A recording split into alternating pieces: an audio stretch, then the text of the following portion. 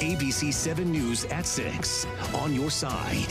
Thank you for joining us at 6. I'm Carl Willis. House Democrats voted to condemn President Trump's racist tweets against 4 Democratic congresswomen, only having 4 Republicans siding with them. Now, former First Lady Michelle Obama has a message. Tweeting, "What truly makes our country great is its diversity.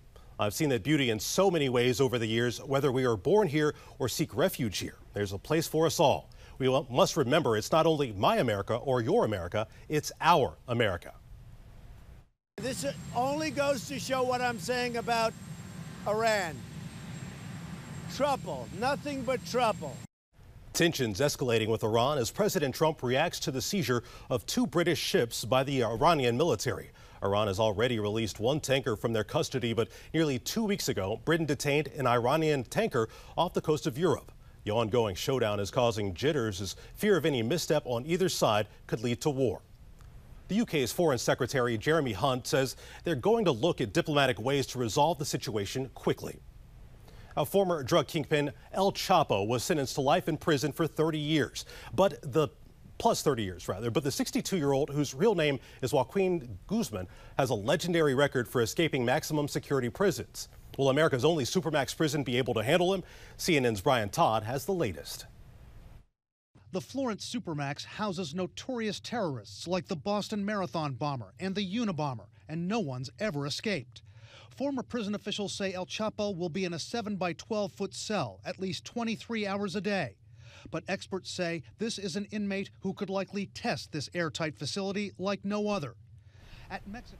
Now, Guzman is also ordered to repay roughly $12.6 billion of his total fortune to the U.S. government. Now, coming up, a frightening turn of events for passengers aboard this plane. Find out what stopped the pilot moments before takeoff.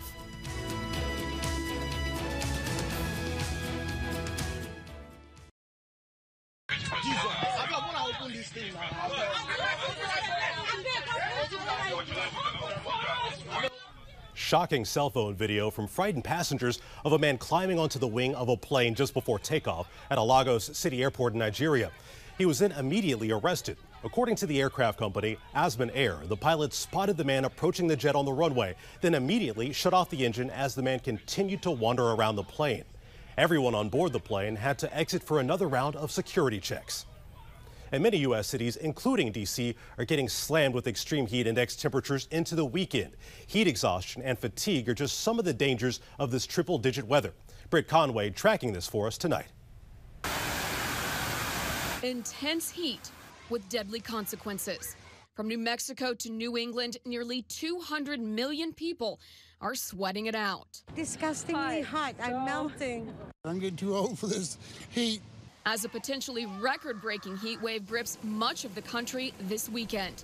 In New York, a mysterious disappearance leads to a heartbreaking investigation for a 69-year-old woman. Her husband insists that he had no involvement in her disappearance after failing a lie detector test. Barbara Thomas has been missing for a week now after her husband, Robert Thomas, says they took a 2-mile hike last Friday near San Bernardino, California.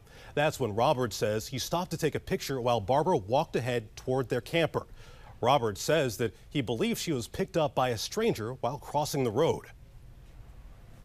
So, whoever has her, please release her. No questions asked. Robert says he immediately called 911 and the search for Barbara began. Police say the questions they asked Robert were standard for missing person cases and they do not suspect foul play. Thank you for joining us. We'll see you right back here tonight at 11.